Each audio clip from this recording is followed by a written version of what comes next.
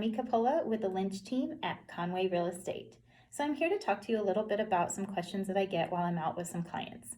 One of the questions that I do get is about the lending process. They ask me, why is it that the lender asks for so much information, and why do they ask for documents to be sent multiple times? Well, we have Bree and George with First Option Mortgage to explain a little bit to us. Okay, so this is something that I happen to say all the time. It's not like you're borrowing 20 bucks. We're dealing with hundreds of thousands of dollars most of the time. It's a huge investment. So what does that mean? We're gonna ask for a lot of stuff. So break it down. All right, it is a process, right? And like you said, there are things that we need because you are buying a substantial amount of money. For most consumers, a home is the largest asset and investment you're going to have. So we do have to take a little bit of a deep dive into your actual history, look at things like bank statements, look at things like pay stubs. And believe it or not, the stuff that we're looking for isn't exactly cookie cutter.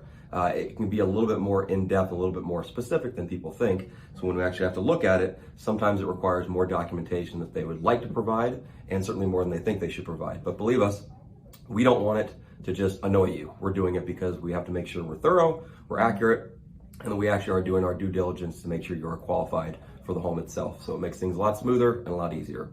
So, and another little fact is that a lot of times you send over certain documentation when you're getting pre-approved or pre-qualified, but once you actually end up getting under contract, because the housing market is nuts right now, so you don't always get the first house that you end up being interested in. So sometimes those documents expire. So we might end up asking you for the same thing more than one time.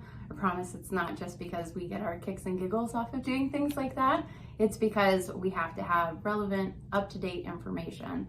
So any other kind of interesting things that we need to be prepared for? I mean, I think you hit it right on the head there. We're not trying to bother you. We're not trying to ruin your day, but things do expire. Pay stubs last for usually 30 to 45 days. If you don't go through the process super fast, you're going to need some updated documentation.